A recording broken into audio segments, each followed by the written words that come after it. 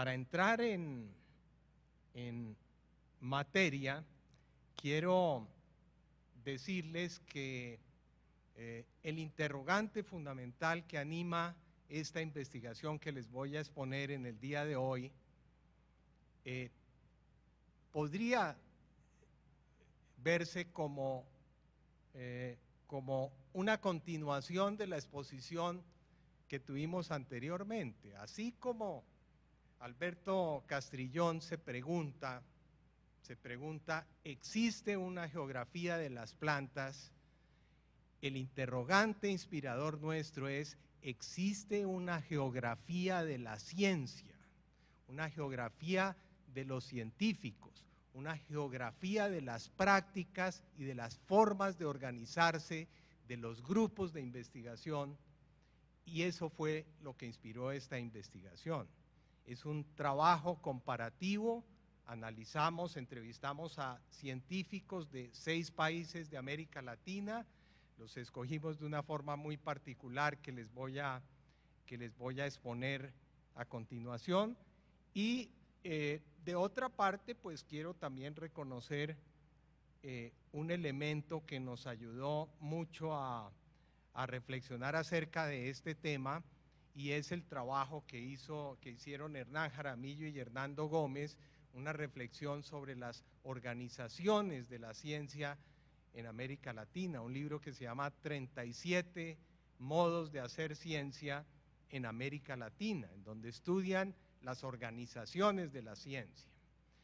El énfasis nuestro no fue tanto en las organizaciones formales, fue fundamentalmente en las prácticas de estos científicos, en las reglas de funcionamiento interno de los grupos, en la forma de gobernarse estos grupos, de manejar la autoridad, de reproducirse a través de la formación de estudiantes, de mirar o no mirar como modelos los trabajos y las formas de hacer ciencia en otras latitudes. Esa es la esencia del trabajo que les voy a presentar en el día de hoy. Lo hicimos con Catalina Estrada, actualmente estudiante de doctorado y quien fuera mi asistente en la Universidad de los Andes.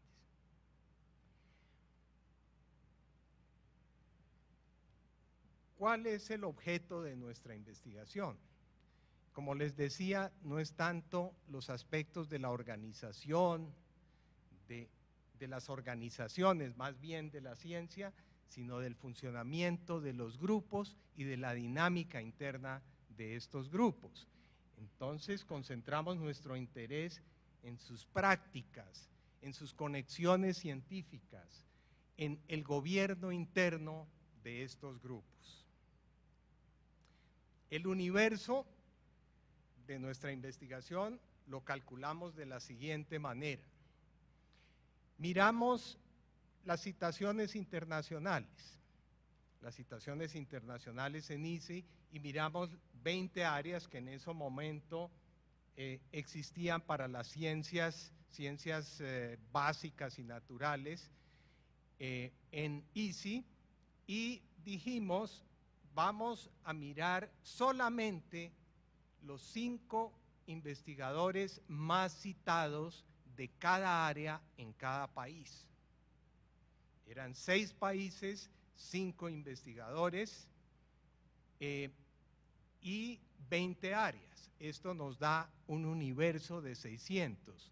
No tratamos de reflejar las prácticas promedio de la ciencia en estos países, sino nos limitamos a los 5 más citados internacionalmente, y nos preguntamos, bueno, ¿cómo lo hacen? ¿Es posible aprender algo de cómo funcionan estos grupos y cómo trabajan estos investigadores? E hicimos las 60 entrevistas, es decir, el 10% de nuestro universo.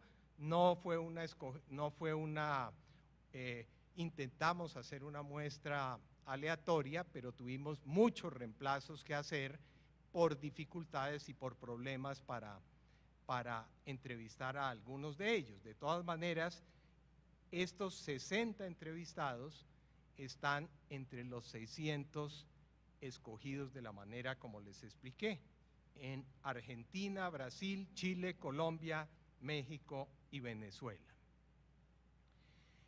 Y miramos ciertas características con un enfoque de ciencias sociales, de teoría de las organizaciones. Miramos cuál era, en primer lugar, su estrategia de publicaciones, su estrategia de visibilidad internacional. Ya veremos cómo la observamos y a qué se refiere esta estrategia. En segundo lugar, pues miramos cómo combinaban distintos medios de publicación como parte de esa estrategia de visibilidad. Miramos igualmente la construcción de redes científicas, tanto locales como internacionales, procesos en los cuales participaban estos científicos. La construcción de redes sociales, siendo no solamente importante esas redes científicas, sino también las redes de apoyo que se construyen en otros estamentos de la sociedad por parte de estos grupos científicos. Y finalmente miramos las estrategias de formación de investigadores de estos destacados investigadores y de sus grupos de investigación. Pasamos a los resultados directamente.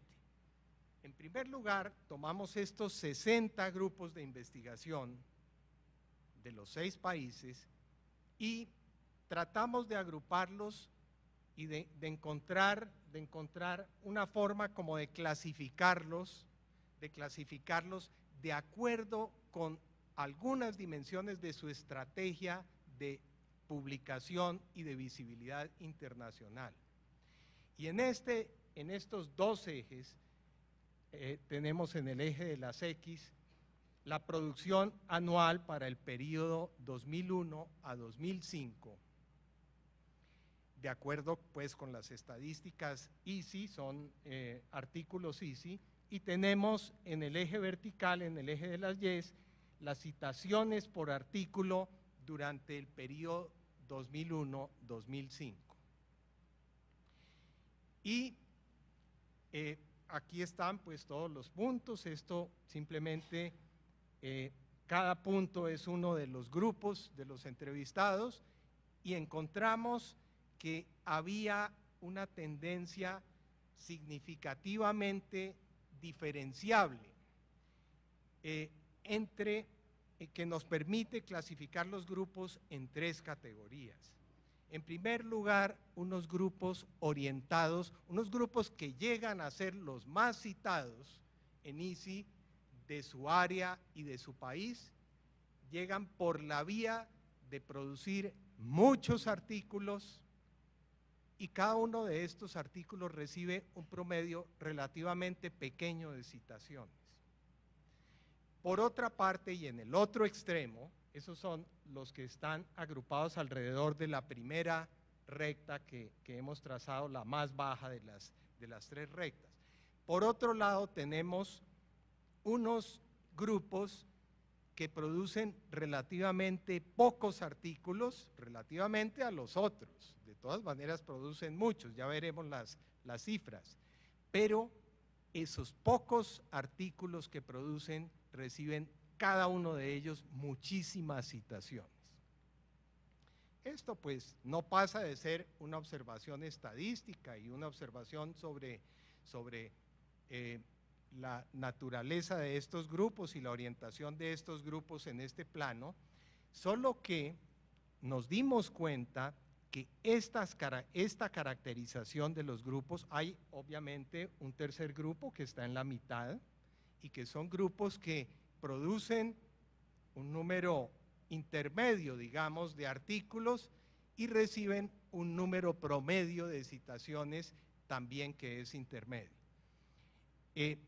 Esto no pasaría de ser simplemente una observación si no hubiésemos encontrado, y es lo que les voy a mostrar, que entre estas que llamamos estrategias de visibilidad de los grupos de investigación y un montón de variables de cómo se organizan por dentro, hay unas correlaciones extremadamente claras. La forma como se organizan estos grupos está íntimamente relacionada con su estrategia de visibilidad internacional. Ese es el resultado principal del artículo y les voy a mostrar los resultados. En primer lugar, si nosotros miramos la variable artículos indexados en el 2007, nos encontramos con que los grupos orientados a la producción, que son estos que tenemos, estos que tenemos aquí, en el 2007 también son los que tienen un promedio más alto de número de publicaciones en ISI. Es decir, estas estrategias que habían sido observadas entre el 2001 y el 2005 se mantienen a través del tiempo, son estables. Los grupos de estrategia mixta están en la mitad, como en prácticamente todo, y los grupos orientados al impacto siguen teniendo el número de publicaciones más bajo dentro de estos tres tipos de grupos. Su productividad, en consecuencia, dividiendo el número de artículos por el número de miembros del grupo, es más alta en los grupos orientados a la producción, o sea que no solamente no es porque son grupos más grandes que producen más, sino que aún en términos per cápita tienen una productividad mayor. Los grupos orientados al impacto tienen una productividad menor y los de estrategia mixta están muy cercanos a los grupos orientados al impacto. El factor de impacto promedio de las revistas donde publican estos grupos es mucho más bajo en el caso de los grupos orientados a la producción que en el caso de los grupos orientados al impacto. De nuevo, los grupos de estrategia mixta están en un valor intermedio. Y las citaciones al año por artículo en el 2006-2007, también queríamos ver si había una estabilidad en esos comportamientos, igualmente reflejan lo que habíamos encontrado para la clasificación inicial. Esto es lo primero y es como la introducción. Pero ahora entremos a variables que tienen que ver con la organización de los grupos. Número de integrantes. Los grupos orientados a la producción tienen un promedio de 11,5 integrantes. Los grupos orientados al impacto tienen un promedio de 6,8. Son diferencias significativas al 5%. Número de estudiantes de doctorado, encontramos también que hay un número mayor en los grupos orientados a la producción que en los grupos orientados al impacto y valores intermedios para los de estrategia mixta. Estudiantes de maestría también, muchos menos en el caso de los grupos orientados al impacto, y proporción de estudiantes en total 58% en los primeros y 40% en los últimos.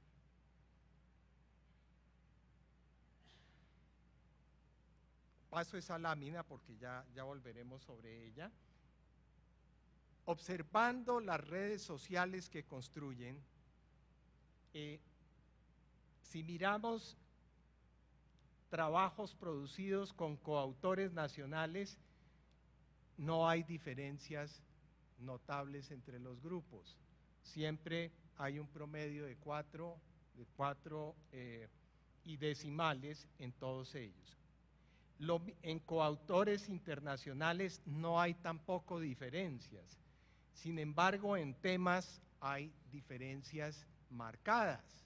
Los temas de investigación a donde se dirigen estos grupos, los de producción tienen una preocupación fundamental por la pertinencia local de sus trabajos, los de orientados al impacto tienen una preferencia por temas más cercanos a la teoría o a la crítica de la teoría. Y hacen investigaciones de carácter empírico, pero siempre con una intención muy marcada de entrar dentro de esos debates teóricos. El investigador principal de estos grupos es una figura fundamental en todos ellos. En los grupos orientados a la productividad, el 62%, o sea, prácticamente 2/3 partes, tienen un doctorado internacional. Casi 1/3 parte doctorado nacional, y hay un 5% de muy destacados investigadores que no tienen estudios de doctorado, pero que están a la altura y causando un impacto medido en términos de citaciones internacionales comparable al de los demás grupos. En los grupos orientados al impacto se observa una proporción mucho mayor de investigadores formados en doctorados nacionales, lo cual nos lleva a una reflexión, es decir, ¿cuál es el tipo de educación que se recibe en los doctorados nacionales que tenemos en América Latina frente a cuál es el tipo de educación que en promedio reciben los estudiantes latinoamericanos que salen a otros países a hacer su doctorado? Esto obviamente no es para una jerarquización entre ellos, pero sí para una observación acerca de la orientación de estos científicos muy destacados que fueron los que entrevistamos para este trabajo. Las redes científicas. En los dos clústeres extremos, los investigadores tienen con igual frecuencia publicaciones en coautoría con investigadores de Europa y Estados Unidos. 67% de todos los grupos tienen coautorías tanto con Europa como con Estados Unidos. Todos menos uno tienen coautorías con investigadores tanto de su propio país como del exterior. Solo uno no tiene coautorías con investigadores de su propio país, pero sí con investigadores de otros países. Esto nos muestra que, digamos, no es tan común, pero existe por lo menos este caso que observamos, de un investigador que nunca ha escrito en coautoría con nadie de su propio país, todo ha sido con investigadores de otros países. Estudiantes doctorales. Los grupos orientados a la productividad tienen 3, los grupos orientados al impacto tienen en promedio 4,5 el total de estudiantes doctorales. Estudiantes de maestría y de pregrado, los grupos orientados a productividad tienen una proporción mayor de estudiantes de maestría y doctorado que los grupos orientados al impacto, un número y una proporción mayor. En términos de publicaciones, en revistas indexadas en ISI en el año 2007, pues aquí observamos lo que ya mostramos en la tabla, es que los grupos orientados a la productividad mantienen un mayor promedio de publicaciones por año que los grupos orientados al impacto. Pero hay rasgos comunes entre los distintos, entre las 3 categorías de grupos. En básicas y salud, el trabajo de los laboratorios es realizado principalmente por estudiantes de doctorado que desarrollan su tesis o su disertación. Hay un consenso entre los entrevistados de todos los conglomerados acerca de la importancia de tener programas de doctorado ligados a sus grupos para desarrollar más ambiciosos programas de investigación. Son cosas que las sabemos, pero aquí las estamos observando como algo de validez más amplia, por lo menos. Las reglas sobre coautoría y primer autor constituyen un componente esencial del sistema de incentivos en todos estos grupos. Hay variantes en las reglas de coautoría. Hay estudiantes satisfechos, estudiantes, aunque son más raros estos casos, no satisfechos con esas reglas de coautoría. Solo encontré algunos grupos en Argentina donde no había, digamos, como satisfacción con esas reglas, pero lo que uno observa es que todos estos grupos tienen estas reglas extremadamente claras. Hay una gran claridad. Uno hace esta pregunta e inmediatamente sale la respuesta. No es algo que se piensa por parte del entrevistado. Hay variantes, pero hay un esquema de referencia que gira alrededor de esta regla, que fue la regla que encontré en uno de los grupos más destacados. En primer lugar, el estudiante doctoral es primer autor del artículo basado en la disertación en coautoría con el director. En otros trabajos que no sean fruto de su estudiante, de su trabajo como estudiante doctoral, según los aportes. En artículos seminales o estratégicos, el director es el primer autor. Cuando el estudiante no culmina una publicación después de entregar la disertación, se suele introducir un segundo estudiante, un tercer miembro, que puede ser primer autor si su valor agregado a la investigación era crítico. Es una forma de manejar los incentivos. A pesar de las numerosas variantes, como les decía, hay claridad por parte de todos los entrevistados con respecto a las reglas que se aplican. Hay variantes, hay cosas muy distintas de esto que encontramos, pero este es como un esquema que, digamos, se encontró en muchos grupos. En relación con la pertinencia de sus agendas y el reconocimiento internacional, encontramos que el 18% de estos grupos tienen relación estrecha con empresas o con entidades públicas que usan el conocimiento en forma directa. En realidad, sus entrevistas contradicen lo que algunas veces se afirma en América Latina, en el sentido que el reconocimiento de la comunidad internacional implica trabajar sobre temas alejados de la realidad local. Esto ocurre igualmente en las ciencias sociales. Tanto los grupos que no ven una relación directa con su entorno, los hay, como los que producen un conocimiento de utilidad directa para ese entorno, logran un nivel comparable de reconocimiento internacional. O sea que, trabajando en temas que tienen que ver con el entorno inmediato o trabajando en temas de la agenda de los programas de investigación internacionales, se puede llegar.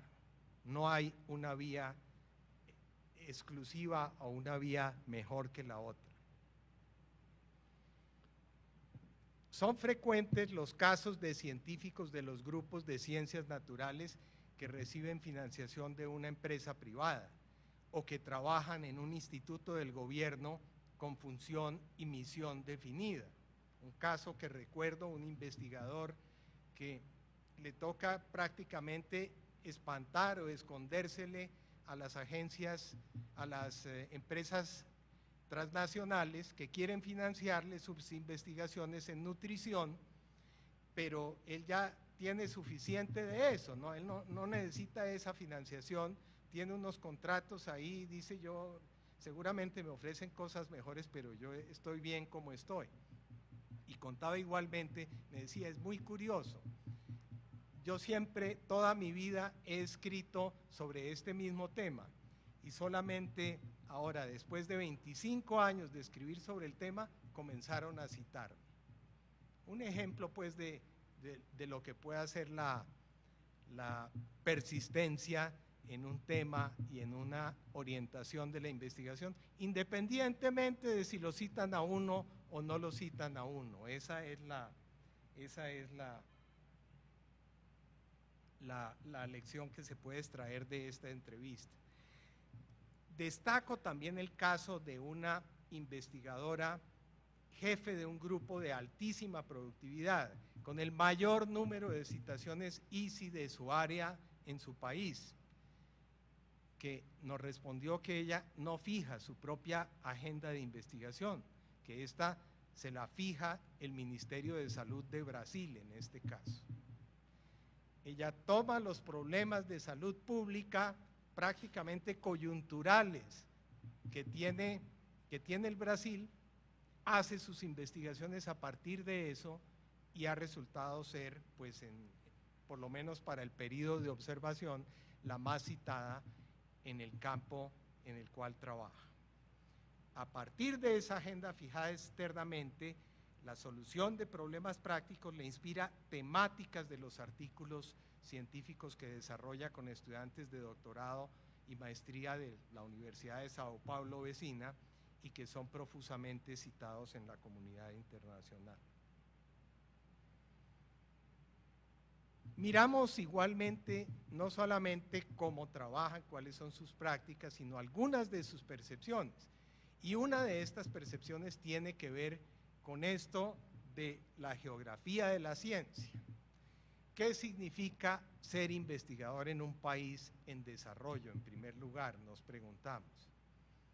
Y ahí sí encontramos diferencias entre países. En todo lo demás que les mostré, el país no es una variable significativa y nuestras conclusiones van a tener que ver con eso.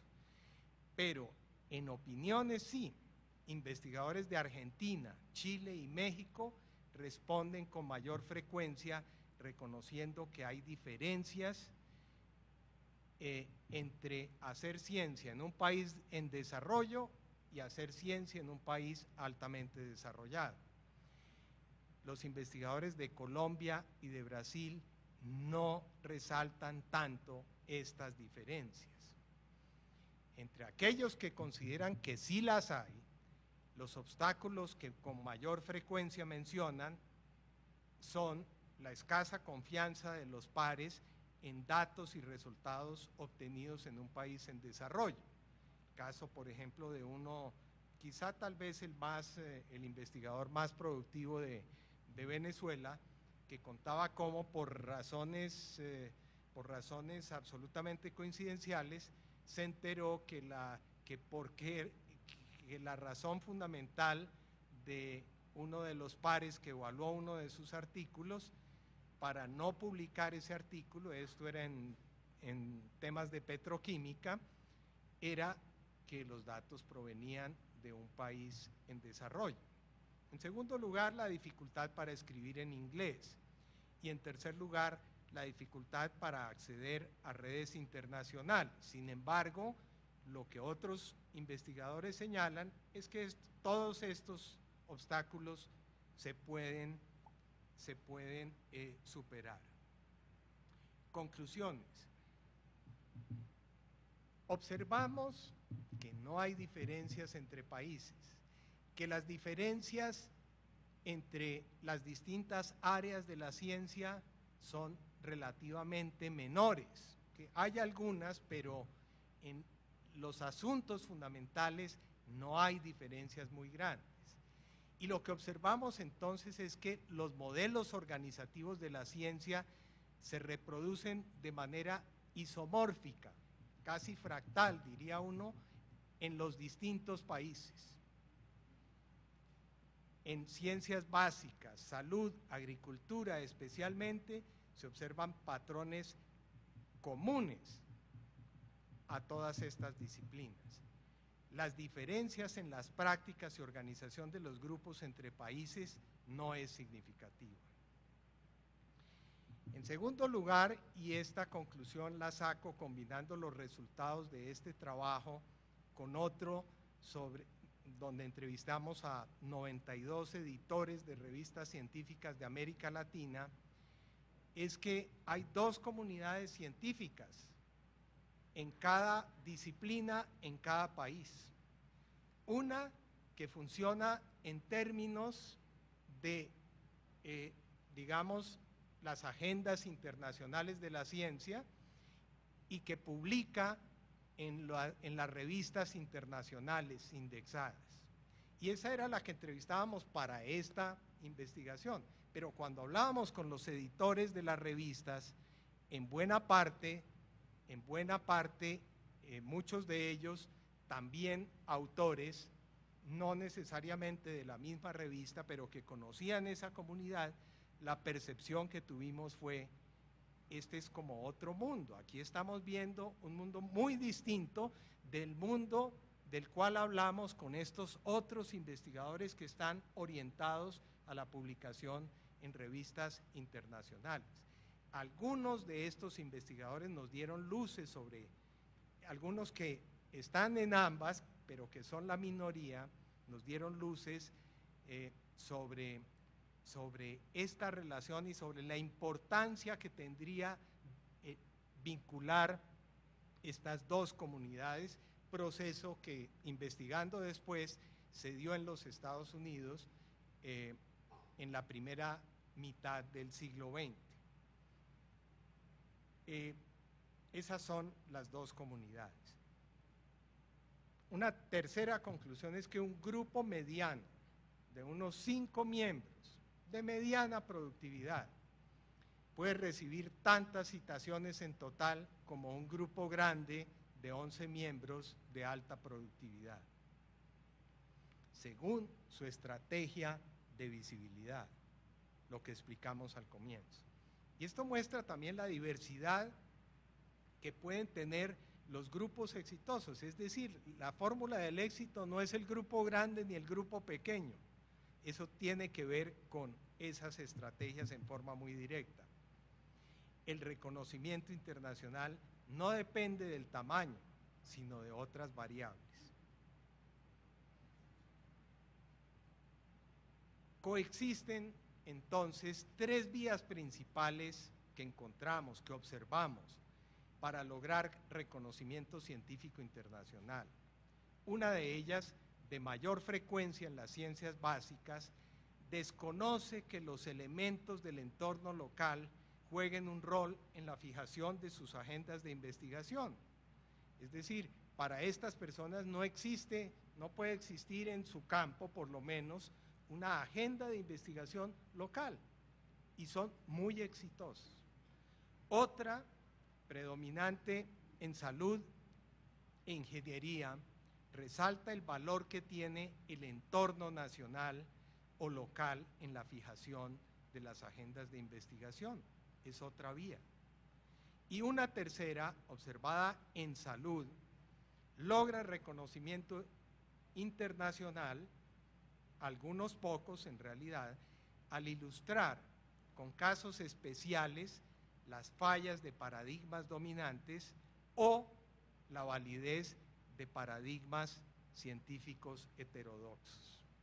Hay alguna gente que logra obtener grandes números de citaciones metiéndose por estos caminos más difíciles. No son muchos, pero existen en América Latina. En síntesis, hay múltiples caminos cognitivos para lograr reconocimiento científico internacional. Sin embargo, las estrategias de publicación y las formas organizativas de los grupos de investigación científica responden a 3 patrones. En términos de patrones de cómo organizarse, hay una internacionalización muy avanzada de los grupos de investigación en América Latina. Las formas organizativas están estrechamente ligadas a las estrategias de publicación y visibilidad de los grupos, y esos patrones estándar están presentes en todas las disciplinas y en todos los países. Muchas gracias.